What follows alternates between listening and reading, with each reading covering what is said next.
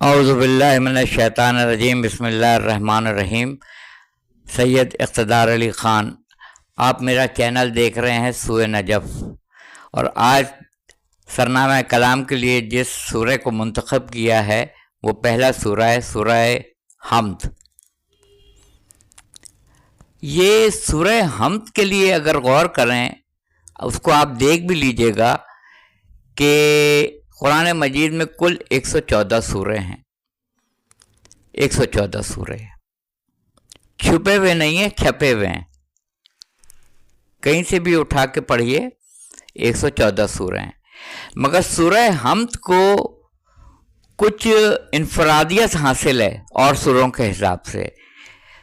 پہلی بات تو یہ ہے کہ قرآن مجید کے 30 پارے ہیں۔ پہلا پارہ الف لام میم، اور اسی طرح ترتیب سے 30 پارے ہیں۔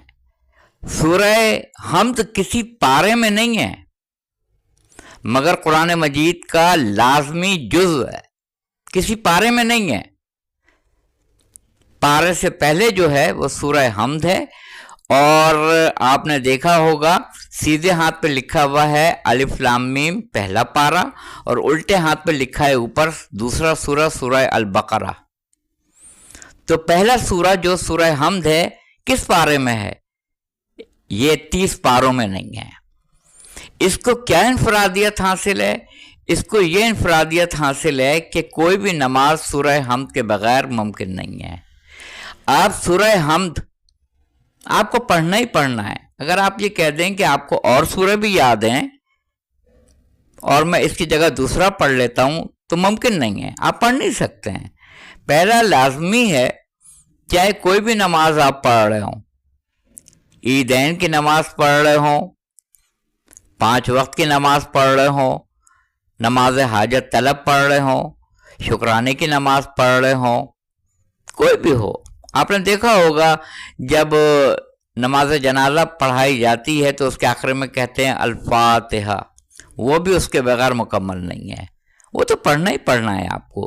تو اس میں ایسی کون سی خاص بات ہے کہ جو لازمی ہے کہ پڑھنا ہی پڑھنا ہے سورہ حمد؟ تو کوشش کی ہے میں نے ایک چھوٹی سی، اور میں چاہوں گا کہ اس پہ آپ کے کمنٹس آئیں تاکہ پتہ چل سکے کہ میں نے آپ کے سامنے سورہ حمد سے متعلق جو گزارشات پیش کی ہیں اس میں آپ کتنا اتفاق رکھتے ہیں اور کتنی میری اصلاح ہو سکتی ہے، اس کو نشاندہی اس پہ کیجیے گا ضرور۔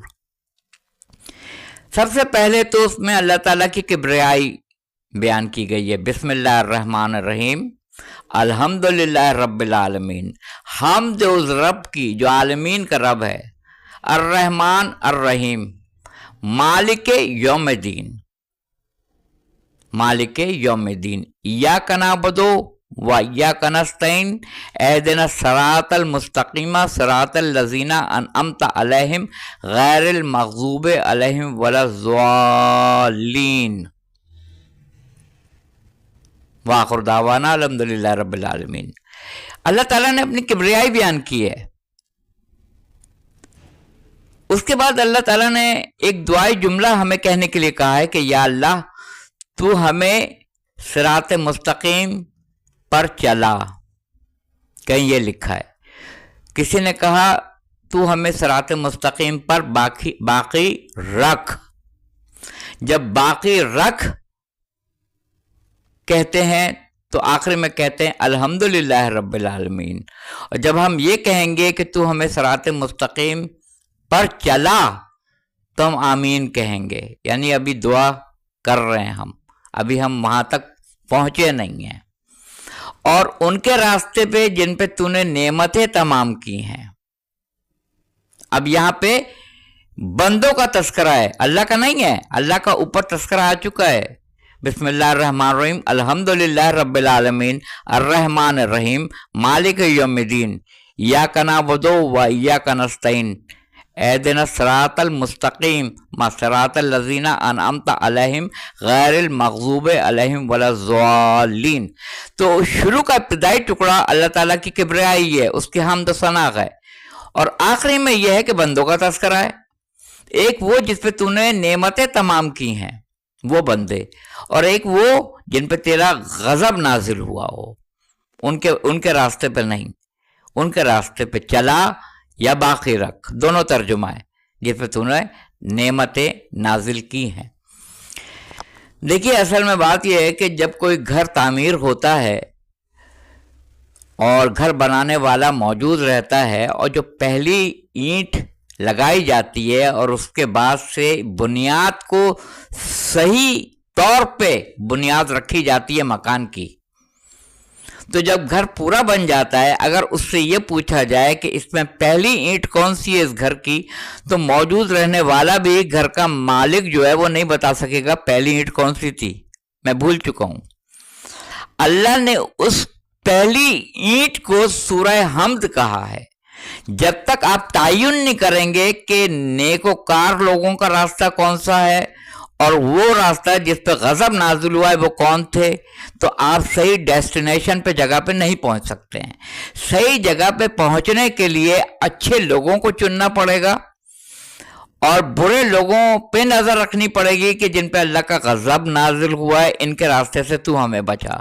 اس وقت تک آپ صحیح راستے پہ نہیں چل سکتے اور صحیح مقام پہ نہیں پہنچ سکتے۔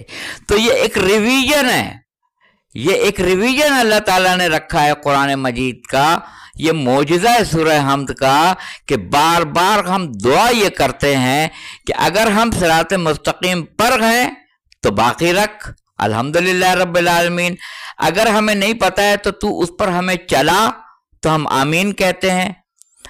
دعائیہ جملے ہیں، باقی رکھنے کی بھی بات دعائیہ جملہ ہے، اور دکھا یہ بھی دعائیہ جملہ ہے، اور نہ کہ ان کے راستے پہ جن پہ تیرا غضب نازل ہوا ہے۔ اگر یہ ہم ریویژن نہ کریں تو جس طرح ہم گھر کی پہلی اینٹ کو بھول چکے ہیں، اس طرح ہم اللہ تعالیٰ کی کبریائی کو بھول جائیں گے، اچھے لوگوں پہ جن پہ انعام نازل ہوا ہے ان کو بھول جائیں گے، ان پہ جن پہ غضب نازل ہوا ہے ان کو بھول جائیں گے۔ ہمیں دو لوگ اللہ نے دکھائے ہیں، نعمتیں کن پہ آئی ہیں اور غضب کن پر نازل ہوا ہے۔ جیسے حابیل قابیل میں آپ دونوں کی تعریف نہیں کر سکتے ہیں۔ قابیل نے حابیل کو مارا، ایک صحیح تھا ایک غلط تھا۔ جب تک صحیح غلط کو آپ نہیں چنیں گے آپ صحیح راستے پہ نہیں پہنچ سکتے ہیں۔ آپ جب تک صحیح رہنما نہیں منتخب کریں گے آپ صحیح ڈیسٹینیشن پہ مقام پہ نہیں پہنچ سکتے ہیں۔ آخر میں صرف یہی کہوں گا، اللہ تعالی ہم سب کو سیدھے راستے پہ باقی رکھ، الحمدللہ رب العالمین، اور جو ابھی تک نہیں پہنچ پائے ہیں ان کو صراط مستقیم کا راستہ دکھا اور اس پر چلا، آمین۔ کسی کو صراط مستقیم پتہ ہو یا نہ پتہ ہو، ابلیس کو پتہ ہے۔ دیکھیے کتنی بڑی بات ہے، شیطان کو ابلیس کو پتہ ہے۔ ابلیس نے جب حضرت آدم کو سجدہ نہیں کیا، اللہ نے کہا کہ تو یہاں سے نکل جا یہاں سے، تو اس نے جاتے ہوئے قیامت تک کی مہلت مانگی۔ اللہ کو مانتا تھا، قیامت کو مانتا تھا، اور کہتا تھا، یہ کہتا ہوا گیا کہ میں تیرے بندوں کو آگے سے پیچھے سے دائیں سے بائیں سے گمراہ کروں گا صراط مستقیم پر بیٹھ کر۔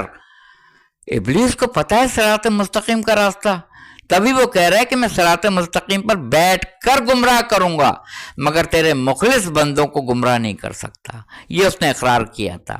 مخلص بندے بھی وہ جانتا تھا، قیامت پہ بھی ایمان تھا، اللہ پہ ایمان تھا، سب چیزوں کو وہ مانتا تھا، بس آدم کو سجدہ نہیں کیا، تو اس لیے جنت سے نکال دیا گیا، ارض سے زمین پہ بھیج دیا گیا۔